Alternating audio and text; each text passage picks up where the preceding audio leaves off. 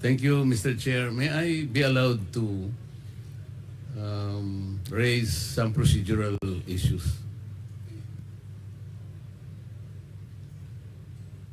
Congressman Marcoleta, you are not a member of this committee, so therefore you are not allowed. I think, Mr. Chair, we have yet to resolve that because, as you said in the last hearing, my removal as a vice chair of this committee was a plenary action. And therefore, there should be a plenary action to remove me as a member of this committee. I would like to believe, Mr. Chair, that when I was installed as a vice chair of this committee, it presupposes membership. I am supposed to be deemed a member because if I were not a member, I cannot be appointed as a vice chair. The officiality of that is the position is only a privilege, but membership is organic. So until and unless that was to be resolved, Mr. Chair, I think you have to recognize me as a member of this committee because even if I admit or I will probably accede to you that I am not a member, kahit hindi po ako member sa committee ito, being a member of the House of Representatives, I have the right to make issues and to raise issues. That's why I'm asking your permission to do so, Mr. Chair. You can at any time make a manifestation. In fact, I've been recognizing you po. But with respect to the issue of your removal, the committee is not in the position to answer that. Maybe you can question the Committee on Rules. Sila po ang proper committee na po pwede pong sumagot. Yes, Mr. Chair, that is correct. The only reason why I answered you back because you said that I am not a member of this committee. I should not have raised that at all had you not said it. But may I continue, Mr. Chair, in raising some procedural issue because during the first hearing, I know that the very basis of this inquiry in aid of legislation was the privileged speech delivered by Honorable Valeriano. And I would like to make of record, Mr. Chair, although I was unable to do that during the first hearing, the privileged speech should not have been allowed at all based on our rules. Our rules specifically states that no one can be allowed or avail the privilege hour if the concern he is to raise in his privileged speech principally and directly relates to a bill under consideration. At the time Honorable Valeriano, Mr. Chair, delivered his privileged speech, the General Appropriations Bill was already filed on August 27, 2024.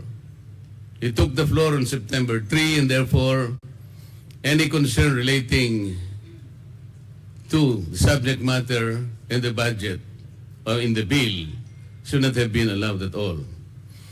And then this morning I saw the agenda, Mr. Chair. There was an additional agenda added in this committee, and this is supposed to be the manifestation raised by Congresswoman Louis Stroh. And I saw in the notes that it was taken up as motu proprio matter, Mr. Chair.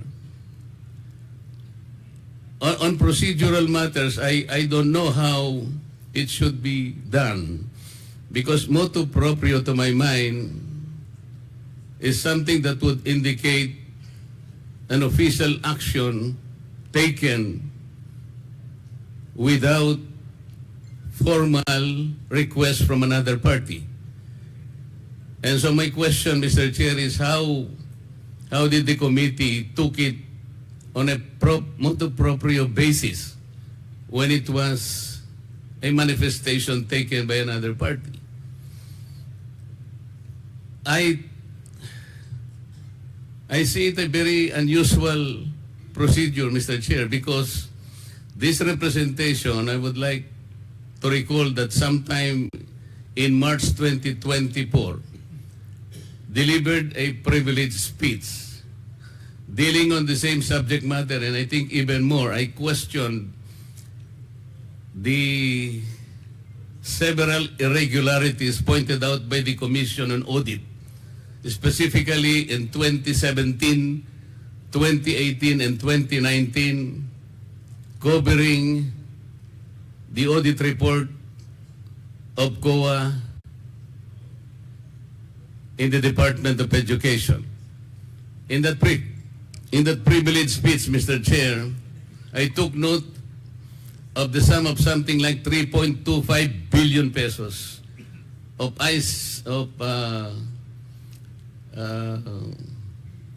information communication technology packages. As noted by the Commission on Audit at the time, Mr. Chair, there were no adequate supporting documents. Unfortunately, that privileged speech was not even referred to the department or to the committee, to any committee, either the Committee on Education or the Committee on Good Government. So my question, Mr. Chair, is how is it special, or how special can a manifestation issued during the budget committee hearing that this committee, this good committee, already took it as a motu proprio action, subject matter to be covered by this hearing? So parang there is no consistency, Mr. Chair. Parang I would like to volunteer, Mr. Chair, that a copy of my privileged speech delivered on March 15, 2021, entitled "Covadis DepEd." It was not even referred to any committee, Mr. Chair. When I exposed several irregularities in the Department of Education as audited by the Commission on Audit, I would like to volunteer that this be made part of the documents that might be taken up by the committee in regard to any investigation with regard to DepEd. In this particular privileged speech, Mr. Chair, I even question a particular law. It's Republic Act 8047. This is a law enacted in 1995. And in that particular law, it prohibited DepEd, then called DEX, that time, Mr. Chair. DEX at that time was already prohibited from procuring and publishing the books. And it should be relegated, or it should be transferred to the private sector publishers. For more than 25 years, Mr. Chair, the DepEd did not follow the law. It's Republic Act 8047. I've been pointing out to them several times already. But there was no investigation done on that matter. How is it that a manifestation issued during a budget hearing be taken up as motu proprio when a full privilege speech dealing on the same subject matter, and even, I think, more appropriately described as more complete, but it wasn't taken up, Mr. Chair. This is all, and I thank you very much for allowing me. Thank you.